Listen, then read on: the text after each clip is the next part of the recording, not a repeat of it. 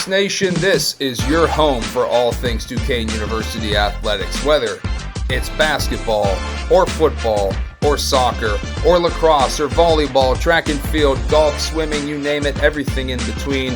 If it's happening at UPMC Cooper Fieldhouse, Arthur J. Rooney Athletic Field, or anywhere our Dukes play, you're going to hear about it here. Hello and welcome, Dukes fans. You are looking at co-producer Rudy Longarini inside the worldwide headquarters and studios of All Dukes Sports Talk. I'm Bob Healy III, joined as always by Nick Frost, and we are uniting Dukes Nation for a conversation on all things Duquesne University athletics. So without further ado, let's get to it, and let's go Dukes! Hey Dukes Nation, welcome back to another episode of All Dukes Sports Talk. Bob Healy III joins you in Pittsburgh, and Rudy Longarini from out in California. Nick Frost has the week off, but we are joined by a Duquesne Dukes and Pennsylvania high school and college hoops legend. Mr. Baron BB Flenory joins All Duke Sports Talk. This is at least BB's third appearance on this show, and he was the original guest. So BB, thanks again for coming back on with us. Pleasure's mine. Thank you for having me. Well, Dukes Nation, we got some wounds to lick. That was not a fun week for us in Dookie land. Some of us had to watch it, some of these games on TV, and others went in person to see some of it, although most of the country didn't get a chance to see Duquesne, Nevada, because apparently out in Rudy's neck of the woods, at least out toward the west, there was a power outage we're hearing, and other reasons why at least my feed back in Pittsburgh could not get Duquesne, Nevada. I had a different Mountain West game to watch. So Rudy, you're kind of our only real witness to the Duquesne game out in Nevada, the loss to the Wolfpack yesterday. We're recording on Sunday, December 14th, but the Dukes were losers 78-75 at Nevada in Reno on Saturday. And then on December 10th, a Wednesday, this is a game I got to see some on TV, regrettably, was not a good performance, 86-64. The Dukes were losers there as well. So the Dukes have lost 3 of their past 4, and then obviously, of course, the back-to-back losses out west. Now, Rudy, we were talking about earlier this season looking at the non-conference schedule, and we thought this trip out toward the west, toward that area of the country would help us figure out what we had, non-conference-wise. I mean, you can take care of some business at home and win some games at home you're supposed to, like the Dukes beating Stony Brook 84-75 back on the 6th, and some of the other wins we've had at home. We thought, well, those are expected, but this was the first big test, I think, non-conference-wise for the Dukes, maybe other than the William and Mary game at home. And what did you think, Rudy? You were the only one out of the 3 of us who got to watch that Nevada game, I believe. So your thoughts? Well, what an experience, dude. How many Dukes fans were there, by the way? I mean, there was about 4,000 people there. And how about Dukes fans? None. One. That I saw, dude, because I was cheering so loud, and I was the only one that I saw. I remember during the warm-ups and stuff, I remember I was close enough. I was 12 rows back, okay, of the bench, of the Duquesne bench. And I remember, yelling to DeMichael, "I see you, DeMichael, I see you."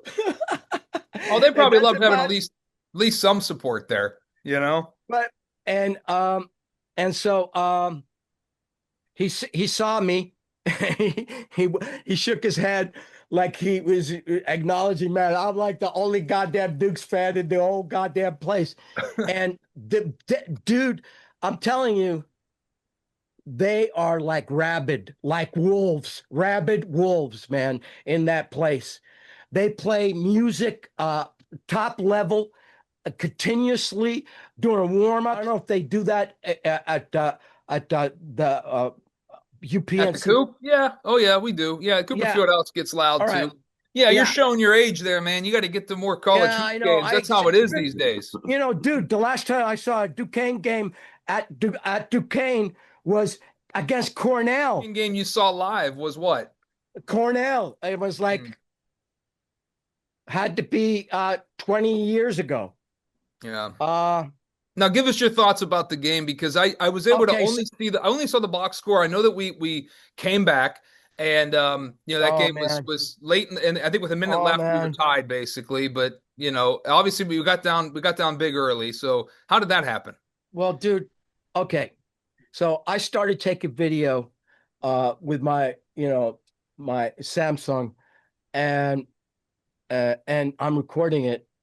So I recorded about and I'm going to post it, by the way, online after the show, and may post it on here after the show, and or include it on our YouTube channel, okay?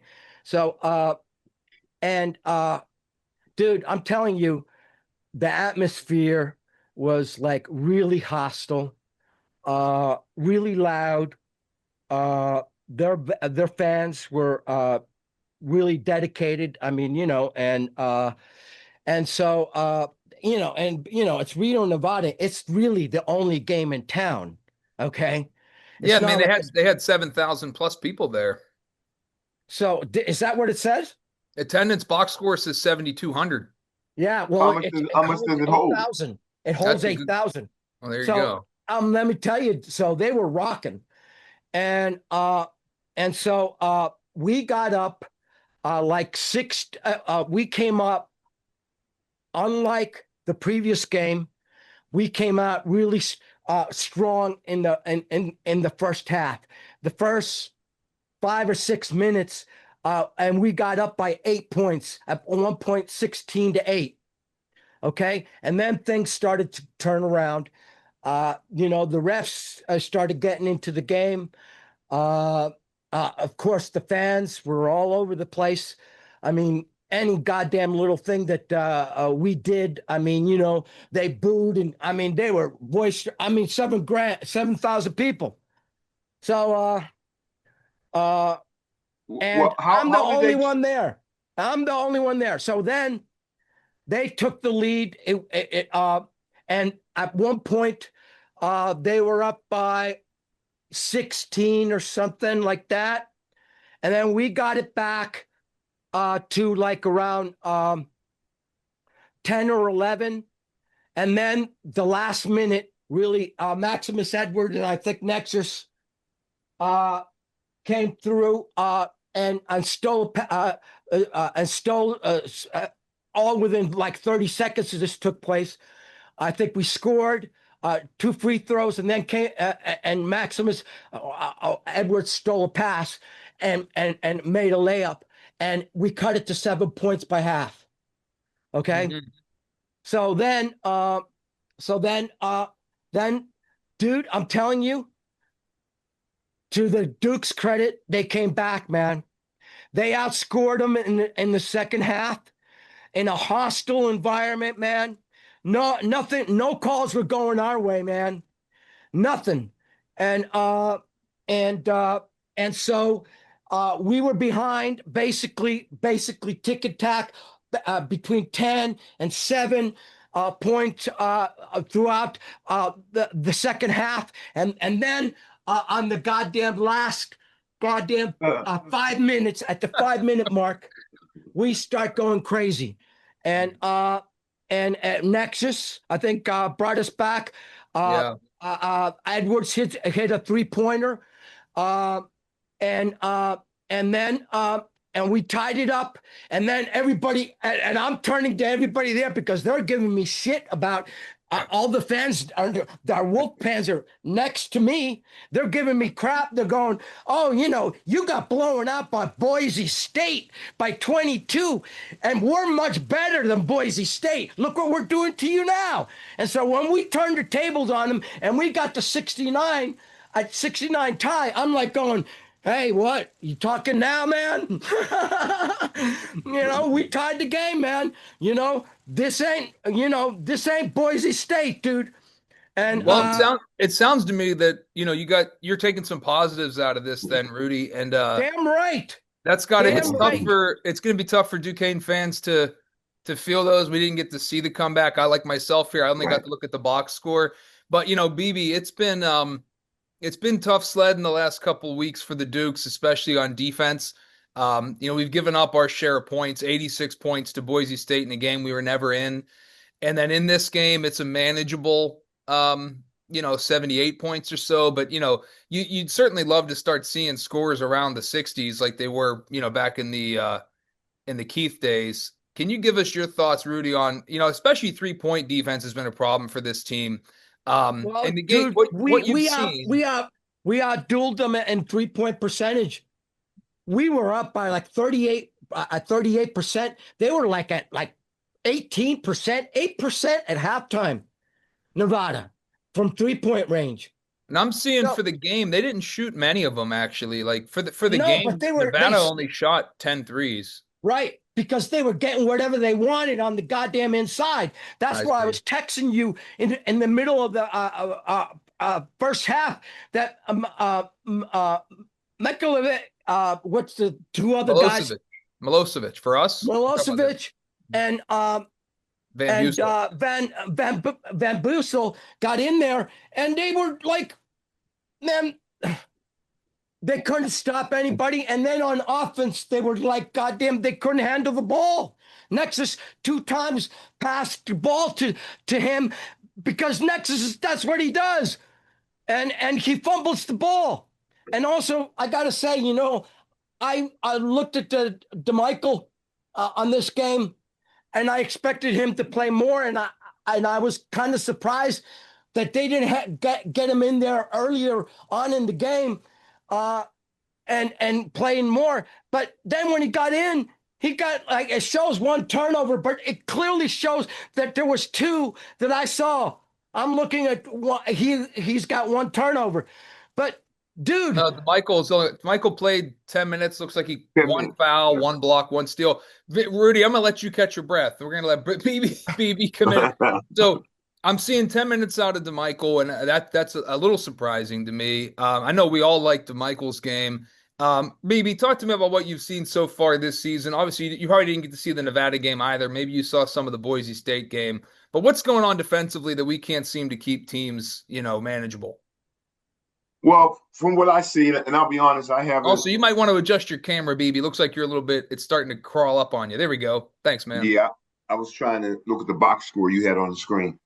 For me, watching Duquesne play, I've only seen, I think, 2 games this year, 3 games. I actually haven't been to the Cooper Center yet.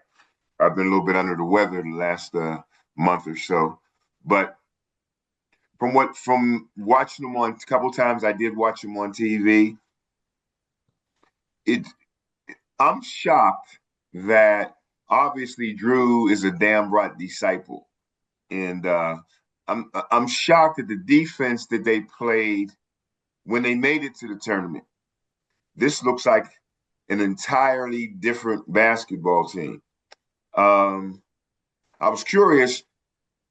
Yesterday, correct me if I'm wrong, didn't John Hughley not play yesterday? Is that correct? Hughley's not in the box score for this game. right? He didn't dress. He was. I mean, he was He there. didn't dress. They said it was a coach's decision. Yeah, and So that's not a good thing in itself. Coach's decision for a player not to play.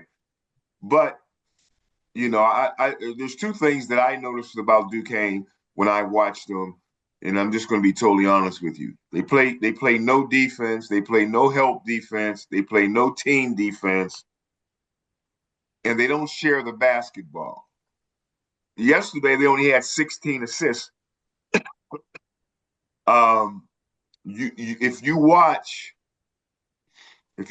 them play, the games that I saw, a lot of their baskets are 1-on-1. They take it, they go to the basket, but distributing the ball and passing the ball, I just don't see it. And I think in the game, you only got 12 assists, 15 assists out of 80 points or whatever. It's too much going 1-on-1. That's what I think. I see what you mean. So if you're getting upwards of 70, 80 points, you want to see a lot more of those be the beneficiary of good passing rather Correct. than 1-on-ones and trying to hit shots. I think that's totally fair.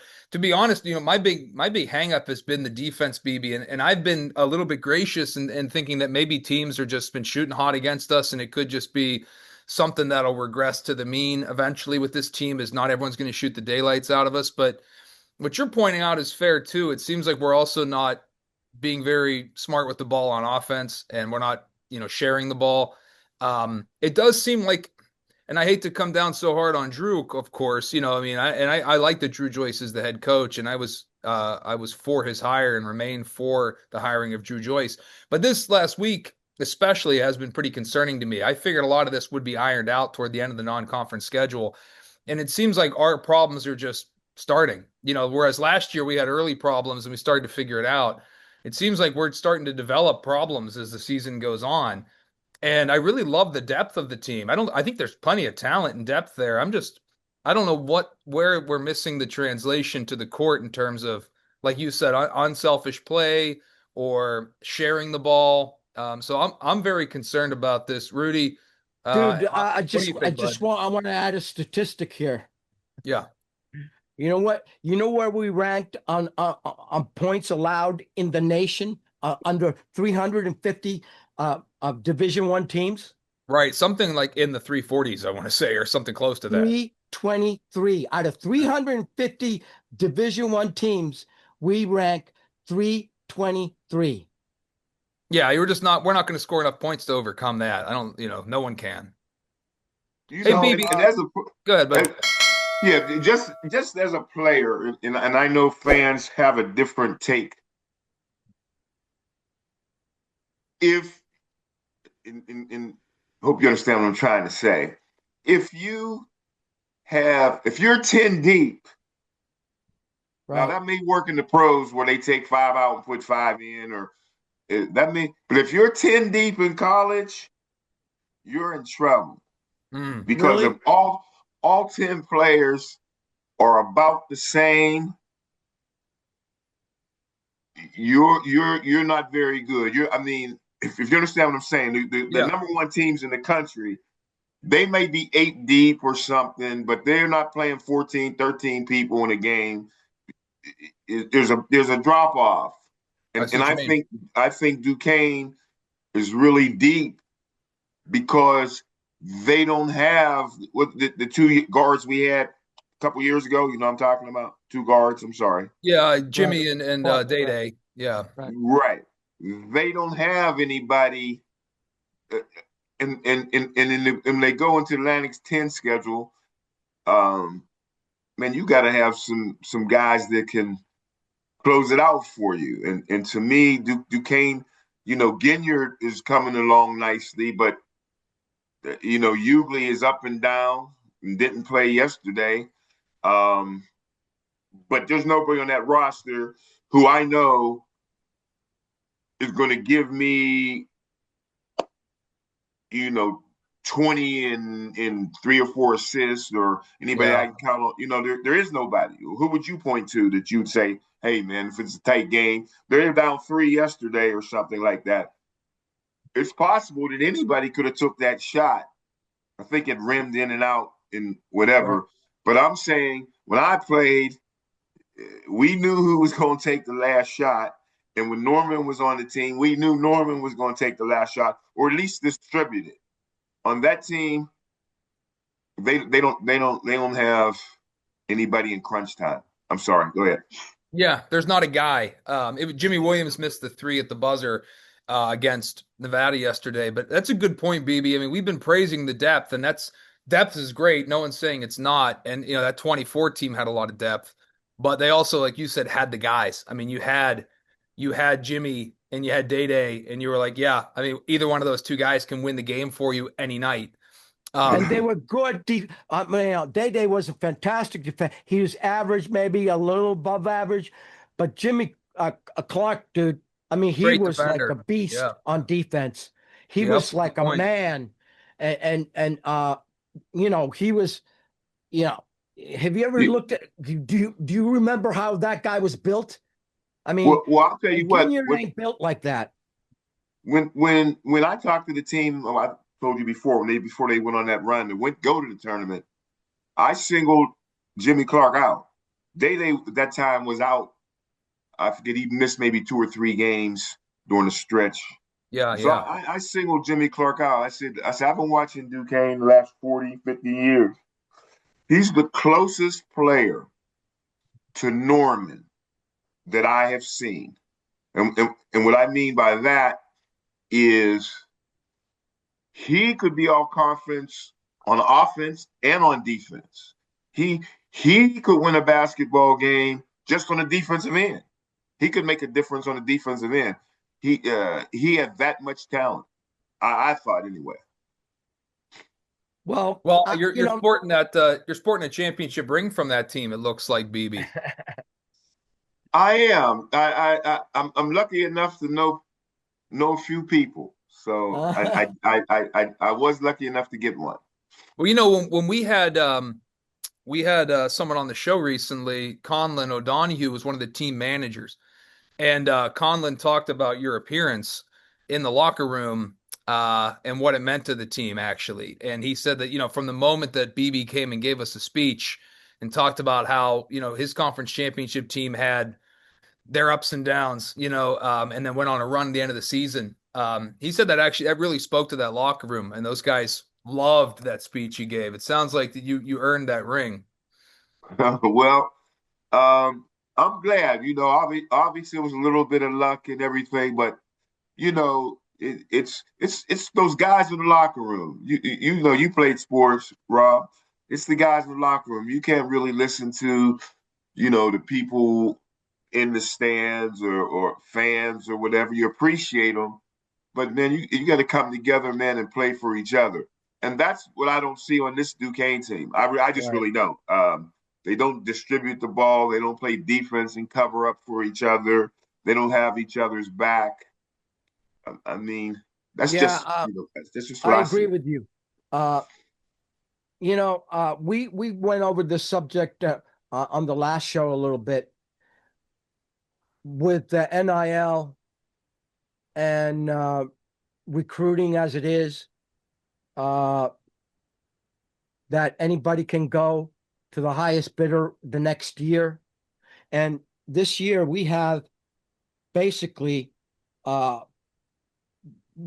we could go 6 deep, I think, all upper class people, either seniors, post grad, or their last year, one way or the other. And I think that that's missing, that cohesion of being together longer makes you more conscious of playing that defensive thing. And when you're looking for yourself individually and what I can do and what I can gain out of it, it's tough. And I think, Drew is in a little bit of a thing because look, for instance, DeMichael has now come back on the court, and he's healthy now. He's going to be demanding minutes just because he's a good player. And who are you going to take out? Who are you going to take out to uh and and we need Dixon, and so but we need also Hughley, dude. I mean, dude, come on. Well, it worries me. Unbelievable. Yeah, that it worries me about Hughley. Before the season started, looking at John's past, and everyone deserves a benefit of the doubt and a chance to start over again. But John has been on a bunch of teams. You know what I mean? And let's face it. I mean, he was on Pitt's team, and part of the reason that he didn't last there was he was always seemed to be in the doghouse, and other issues going on with him. And now he's on another team. Now no one will doubt John's talent, right? And John, when he's at the top of his game, he's a monster. But the fact that he's now a coach's decision to not play, it's you worry like, oh, I hope this isn't something else coming up again, that it was kind of the bugaboo about him.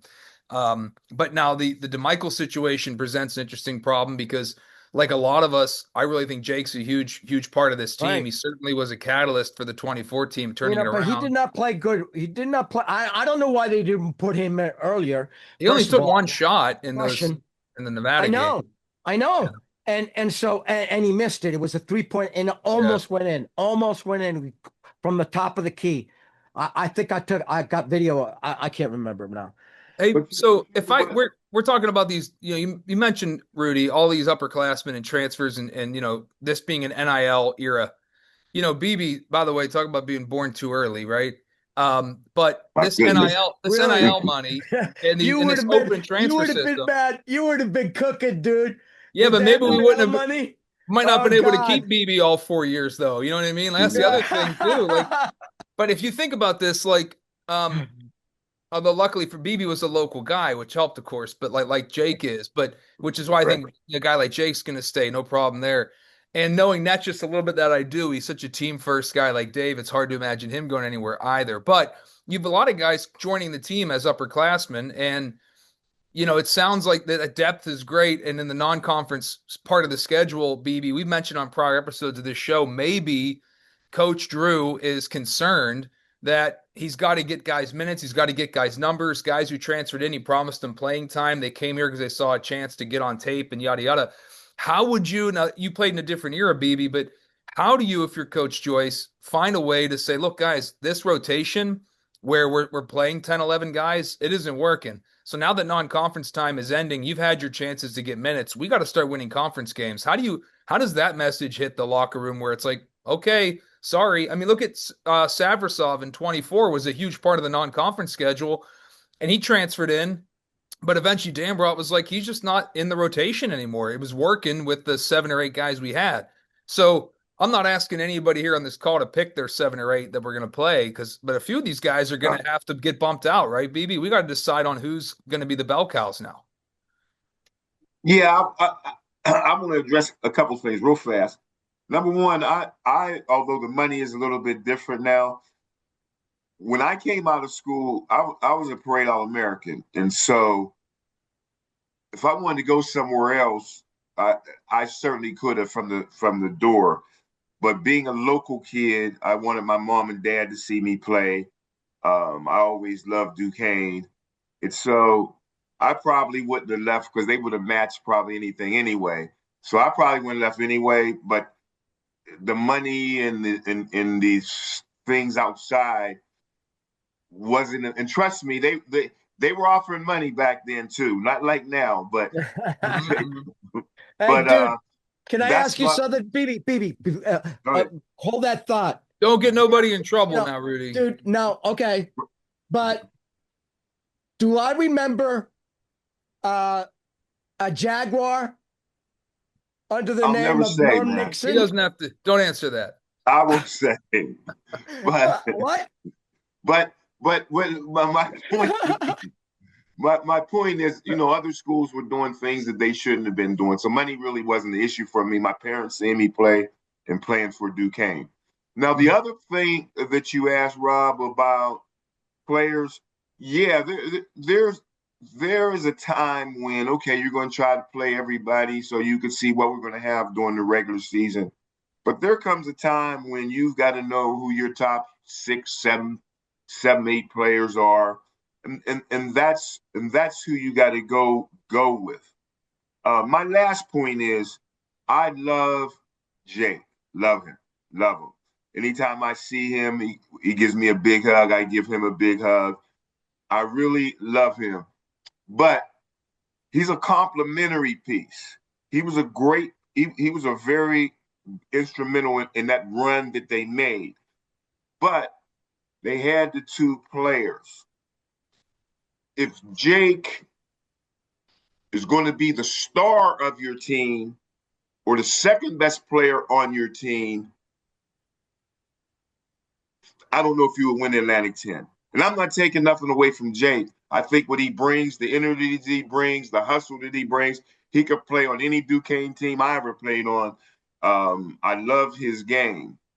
I just think that he's a complimentary piece and not a franchise piece, if that makes sense. Hey, you know what? Which is fair because, of course, that's exactly what Jake was. He was a catalyst, and he was a guy who he finished that team off, but he wasn't Jimmy, and he wasn't Day Day. And we don't have anybody on this team like you were saying. I can't say anybody on this team. I'm going to go, yeah, Ginyard's going to get 35 tonight or something. Right. It just isn't going to happen. No one on this team is going to do that. No one's going to go off. And that obviously you're missing. You only got 5 guys on the floor. It's not like football where you have 11 on 11 or something. I mean, like, but basketball's 5 on 5, and if you have two stars, they could win games just by themselves. And we just don't have. We have a lot of depth. We just don't have. We have nobody on top. Like, I don't know who the star is. Some nights I think it's Netchus. I think Netchus is like their Netchus has been the most MVP. consistent guy. But I think Closest, he's also like a piece, like BB was saying. I mean, Netchus isn't an All-American, first team right. All-Region guy. He's not even a first team All-Conference guy, really. I mean, I just that might be what's missing are the stars, Well, which makes us how we great got Jimmy and Day were. Hughley was supposed to be that. Yeah, good point. Hughley was supposed to be that cornerstone that we could get the rock down low. And he's just not consistent. He'll go off like 25, 21 points one game, and then he totally disappears the next. Yeah, Totally. that's right. That's right, Rudy. That's right. I don't know And what it. you Maybe can't have that's that. yeah. Maybe that's You why can't he's have kind of always been in hot water too. I don't know. I don't know. I mean, BB, can you think of a guy you played with who was that? Who was just like up and down? I don't need to call anybody by name, but like you don't know what you're going to get every game. Yeah, yeah. We had some players that were the best practice players you ever seen. I Yeah, mean, right. we'd have practice and they'd be the best player in the gym, and the bright lights would come on, and they'd be a different player. So yeah, there's players, man, that I don't know. I Frustrating. don't. Yeah, Frustrating. it becomes frustrating. Yeah, it becomes Max frustrating. Edwards is one of those guys who, like, apparently in practice, he's the guy who just jumps out of the gym and everyone notices him. And, that was something that even that manager who spoke to us a couple weeks ago, Conlon, he was with the team last year too when he was a senior. And he goes, yeah, Max Edwards was the best athlete on the team. The dude just is skill oozing out of him. But, Max can't stay on the floor either. He seems to lose the coaching staff loses trust in him. He's not the star that he could be. And he's not going to go give you 30. Maybe once in a blue moon he'll go off, but not enough, not every night pouring in 15 to 20 like we need. Well, Ginyard Exactly. has kind of been like that, but they've been favoring his. They know he wants to drive to the right now, and and he's not good going to his left as proficient. It's not like Jimmy Clark, man. When he went across the lane and into there, and I have this thing of looking at him past that. If it was 1-1, anything less than a 6'5" guy and him uh, if it was like a regular guard at the top of the key and he was driving to the basket, his body just alone and his body control, and he was like a tank. And we don't have that now. Ginyard gets it done with his speed. Once he gets around the corner, man, he's off to the races. But now they know that he goes to his right. And so that's what's been happening. Also, I don't really know who the shooter is on this team. I mean, Well, I think Maximus Edwards has probably developed into that now. Well, you're in trouble. Check. I see you looking at the box score. What's Maximus Edwards three point he's three? 10 for 35 this year. Max, 10 for 35. So he's a 29% free 3-point shooter. So if that's your best shooter, you got some problems. Yeah. And Ginyard's a 42%, which is fantastic, actually. He hasn't taken the most. Jimmy has taken the most, but the guy I know we all want to see shoot more is Netchus. He makes 40% of his threes. He only shot 15 all year. I don't understand Netchus. And he I don't know comes why he through won't every shoot more. time. I Like in know. this last game, I mean, he spurred our comeback in Right. the second half. He hit Right. a 3-pointer, and then he went to the line and hit two more right after that. And right after that, we were like 3 points down the rest of the game from like the 8-minute mark on. It was like back and forth, 7, 8, 5, 3, 2, and we took the lead with 1 minute and 30 seconds with Dixon taking a goddamn pass and doing a dunk at the other end. And we Right. had a 2-point lead with 1 minute and 40 seconds left. Yeah. Yeah. I mean, so you were talking about some of the positives to take out of this, Rudy. Let's turn So, our dude, I'm attention telling then you, to the I think, schedule. Go ahead. I gotta look forward to, dude, I gotta look at that. like they say in NFL football, the other game, as far as Boise State was concerned, okay, you flushed that out of the system, man. It was a stinker from the very beginning. You shouldn't even look at the goddamn footage, maybe at the defense, but I mean, if you're not even in the game, the whole game, within 20, and you lose by 22 points, and Right. so we're not even going to go into how bad they were at Boise State. Well, But is there any game, and I haven't, like I said, I haven't seen but a couple of games. Is there any game where they played someone competitive where they looked good? Yeah, I mean that's such a great question, right? Because like I'm well, sitting here thinking, Villanova, I mean the we Villanova played game them. they were in it late, and that's a good program. So they were in that game, but you still gave up 87 points. You know, the lowest it looks like 63 points is against Niagara. That's like the low mark for what they've given up so far this year. But that's Niagara, you know. So I would Stony probably Brook. say We the should never. Villanova game. Yeah, and then So, but I'm telling you, I'm encouraged. I think he Drew shortened the bench a little bit, and he's playing DeMichael only 10 minutes last night. And what really hurt us not having Hughley in there. I mean, Dixon got in foul trouble as he usually does when he's out there Yeah. uh, within halftime, and they had to take him out early in that first half. And so we were without him, and that's why the deficit. But basically, dude, I'm telling you, Maximus, brought us back. Nexus brought us back in the first and very end of the first half. And I'm telling you, I think that he's refining his and I think what that beating that he got at Boise State, you really taught him a lesson. Okay. I don't and I think he shortened his bench. That's what I Okay. think. Well, so in the second half, he tightened up the bench, and maybe going into the And last by the two way, he got non-conference games. Alex Williams in there. Have you Uh, ever noticed Alex? He's like a goddamn fullback. I mean, yeah, big guy. he's big, Yeah, yeah. right? And once they put Alex in there against their forward, he shut him down. So that's why Alex was in there. The amount of time that he was, what, 18 minutes?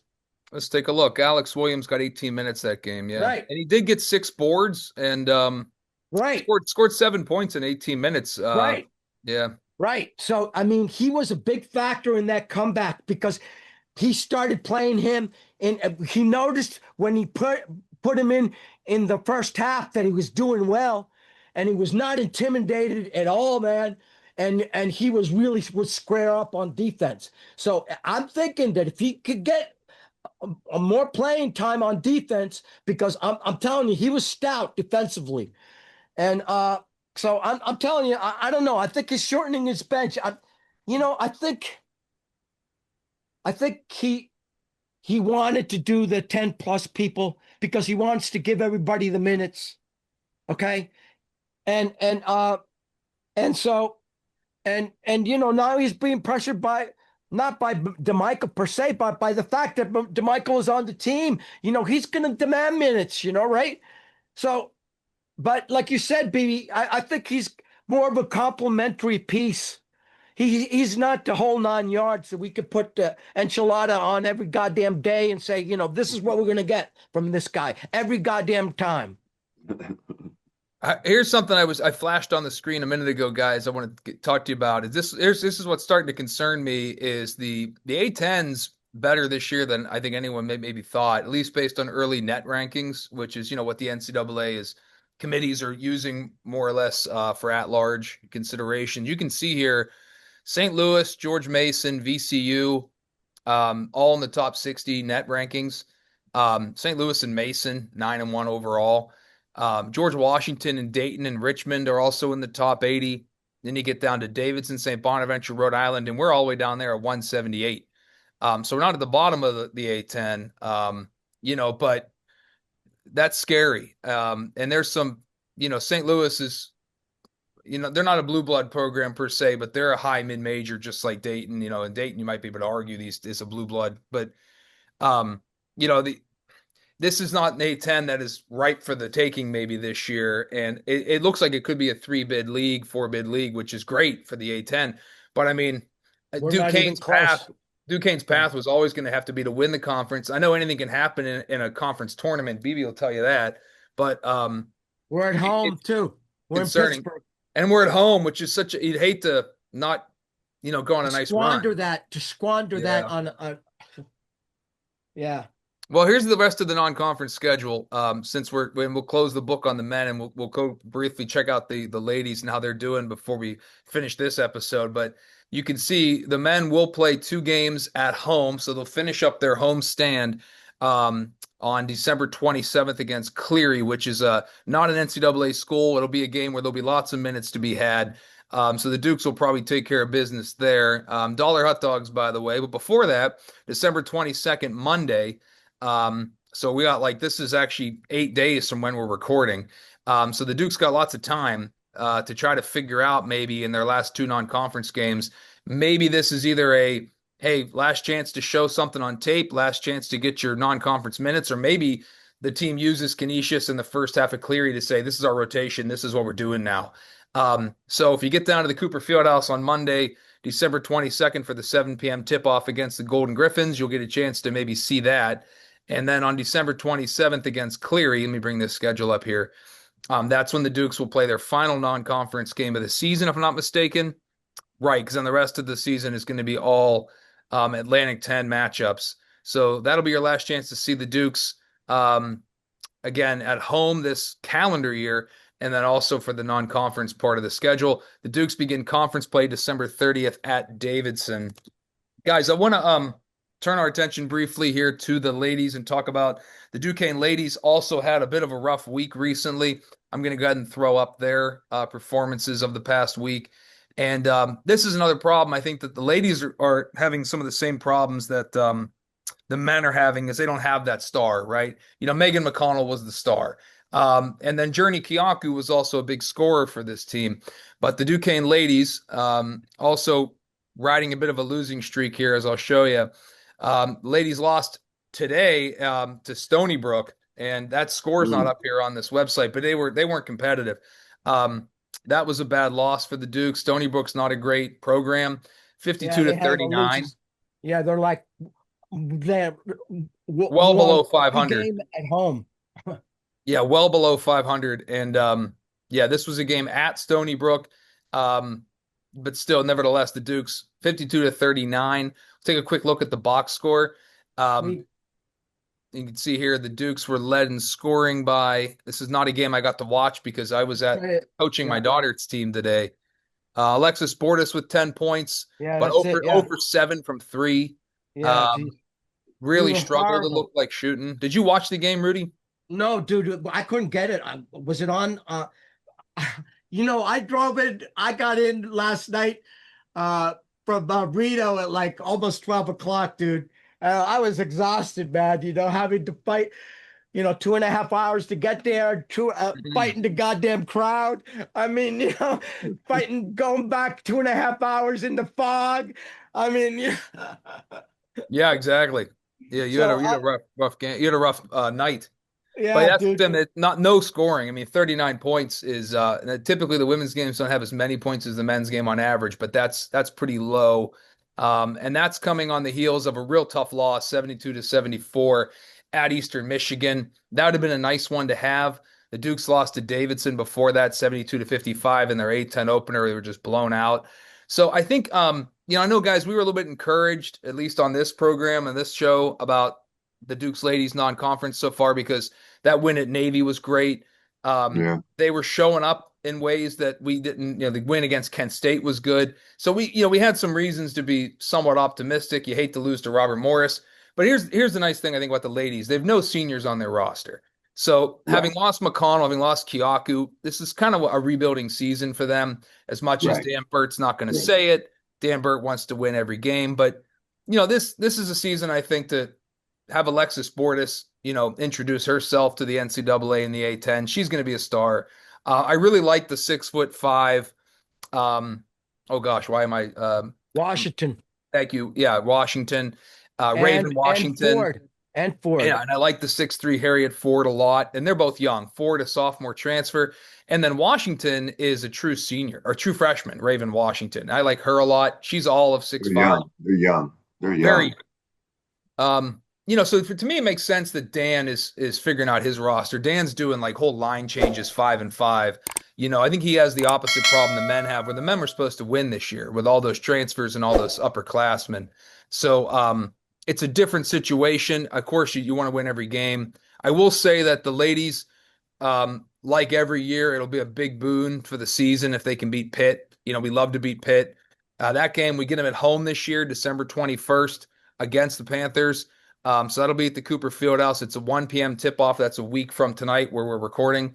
I'll be at that game with my daughters. Always love going to the city game. Post-game autographs, dollar beers, so a lot to like. You can still come down and watch what's really entertaining basketball. The Dukes will also have a dollar hot dog game December 31st. The Dukes will finish that homestand for the final game of the calendar year against St. Louis at 1 p.m. Dollar hot dogs for that game at the Cooper Fieldhouse. By the way, if you can't make the game in person, the city game will be on Sportsnet Pittsburgh and ESPN Plus if you're out of the market.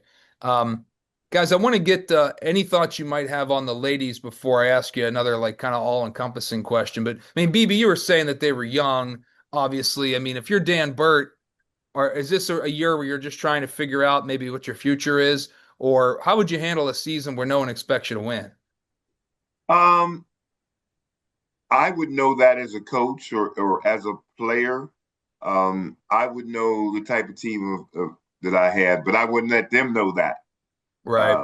I would never let the team say, well, this is just a rebuilding year. No, I expect to be competitive and I expect to win. That's what you want to instill in the young ladies, that even though we're freshmen and sophomores or juniors, we still want to win. But in the back of your mind that with all the newcomers and gelling and getting to know each other, there's going to be some growing pains in a rebuild, and you just lost a megastar, no pun intended, but a Megan star. So yeah, right. so that's how I would pretty much handle it. I know what to expect, but I want them to believe that they can win every game. Rudy, how about you, bud?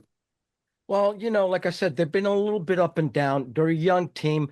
That's going to be expected. Uh, you know, and yeah, I just they're a young team. You hit it on the nose. Uh, you know, they you just got to push forward. You got to get the experience. There's no other way of getting experience except to do it. To get experience.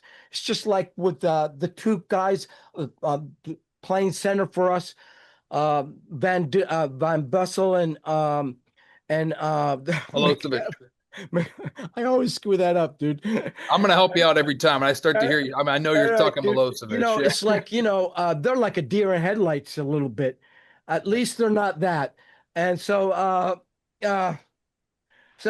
think that we just got to push forward. Like you said, you can't go up to the girls and say, "Hey, we're having a rebuilding year here." Sure.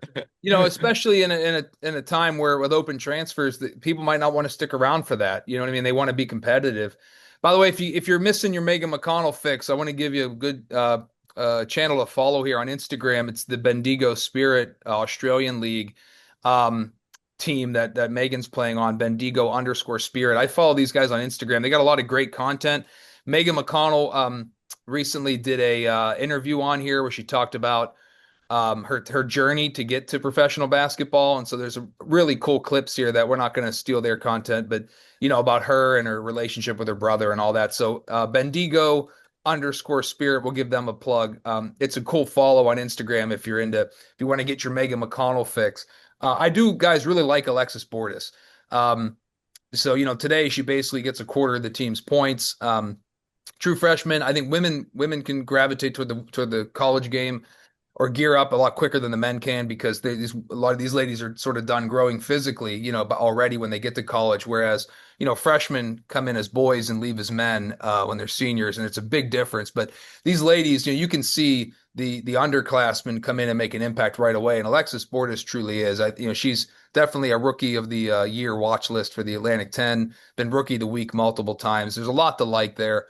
And I will say, as a father of girls who play basketball, even though our first two games were rough, there's some great role models on that team, and it's entertaining as hell. So I love going to the women's games to watch. So I recommend that, especially get to the city game. I was going to say, you probably won't believe this, but if there's a women's college game on and a men's, and I don't care if the men's is Duke and North Carolina, if there's a women's game on, I will watch the women's game. I think women are more. First of all, I think they're much more skilled than men, and what I mean by that is the girls shoot a higher free throw percentage, and they shoot a higher 3-point percentage than men do. Men are just more physical, but the girls are more skilled. All right, guys. So before we go to any kind of final thoughts on Duquesne athletics, I want to give some flowers to BB here because if you hadn't heard this story, and this is the best I can do sharing it with you guys, but if you hadn't heard this story or seen this story, a couple of Duquesne legends had a court named after them, right? So BB, yourself and was it Pipkins? Tommy Pipkins, yes. Right. Yes. A couple of Duquesne legends who grew up around the same area had had a court named after them. I'm gonna go ahead and play this video for you all. From the office of the mayor of New Kensington, congratulations to Baron BB Flenory.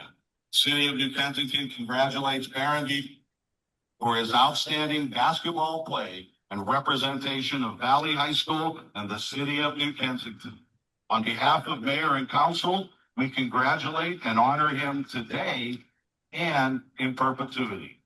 As mayor of the city of New Kensington, I, Thomas D. Guzzo, with Councilman Ciccone, hereby name this court, Court 15, Baron BB Flenory Basketball Club. Very cool. So BB, if I heard this story correctly, that there's two courts, one's Tommy's and one's yours at the facility.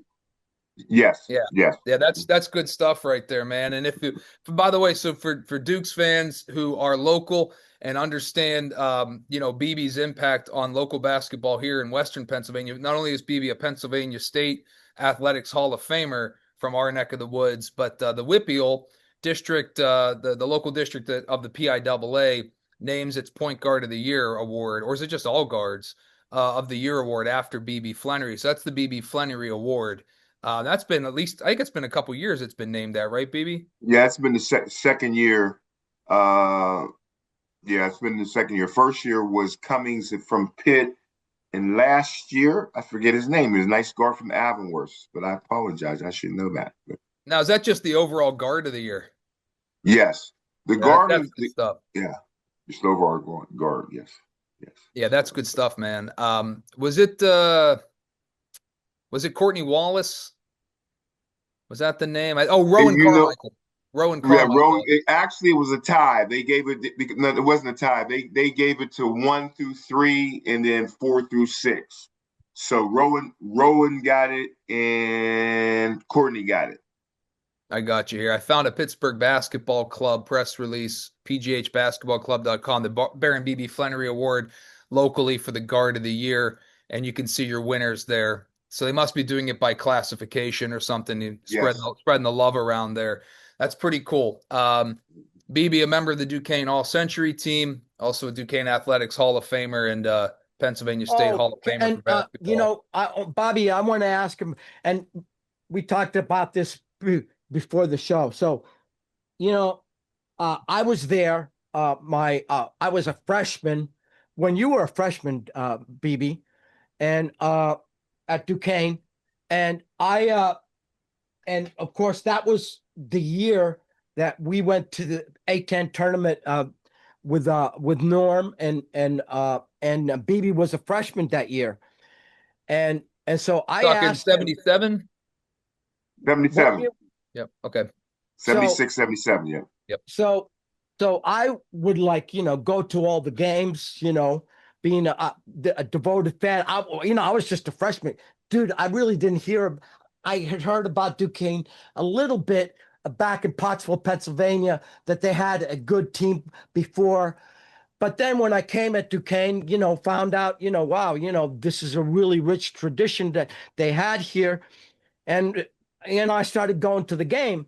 And the one game that I kicked myself for not being able to attend was a game against Detroit that we played at the Civic Arena. And back in those days, dude, you really had to be. There's no fair weather fans that were Duquesne fans to go into the Civic Arena in the middle of the winter, man. Okay. Let me tell you something, man. You had to be really devoted. But anyway, so You know we what played. you know the coach of Detroit was? That was, Yeah, I it know was. it, Jimmy. It was Vital, right? Dickie V. Well, no kidding. Yeah. I interviewed Vital on TV in Fort Myers, Florida. You should have mentioned Okay. that. Oh my God. Oh my God, BB, you come back so many things. So anyway, I so I didn't attend the game for whatever reason. I can't remember why.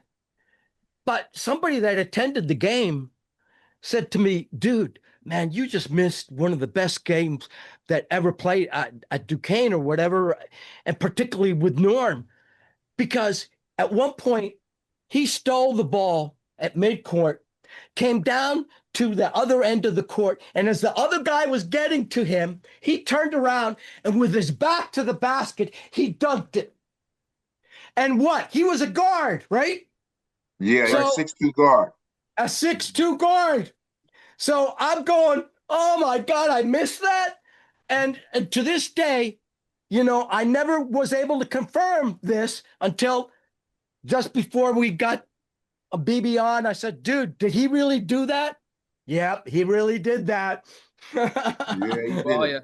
Norm's one of the reasons I'm a Lakers fan. Don't tell Chuck the third because he gives me hell for it.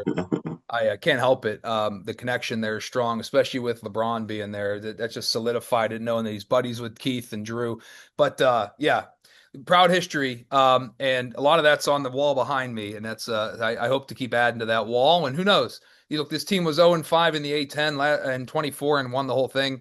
That team had studs. This team he seems to have depth. Who knows? Maybe someone will step up. Maybe we haven't seen the best yet of Max Edwards. Maybe we haven't seen the best yet of John Hughley. Maybe Jakob Netjes turns into a star his junior year. Maybe DeMichael acts once again as a catalyst. So that remains to be seen. I want to go to you guys for any final words on the Dukes, unless we sort of talked about it all, and then we'll get out of here till next week. I'll start with BB. Well, you pretty much summed up what I was going to say. Always keep believing. You never know. They were 0-5 in Atlantic 10 and left for dead. And look what happened. So always keep believing. Yeah. Rudy, you saw some things you liked in Nevada despite the loss. Well, yeah, I really did. And really hostile environment. I think they performed very well. I mean, they had the lead. Dixon, to his credit, God damn it, he was great. Stole the ball. Everybody was so silent, man, after that. I mean, they were totally stunned in that place. You couldn't hear a goddamn peep out of anybody, except for me. So, yeah, I think I saw some hopeful signs. I think he's narrowing his bench, and I think he's gonna, be some people. He's gonna have to decide on his, 7 or 8 main guys. Like you said, BB. I think you're right. Yeah, that's well. We'll look to see what happens against Canisius and Cleary. Maybe at least for the first half of that game. Maybe this will be where Drew starts to tighten things up. Only way to know is to tune into ESPN Plus, Sportsnet Pittsburgh if they're on there, or get down to the Cooper Fieldhouse because that's where I like to be for these games. Hope to see you there. Hope to see you at the Women's City game.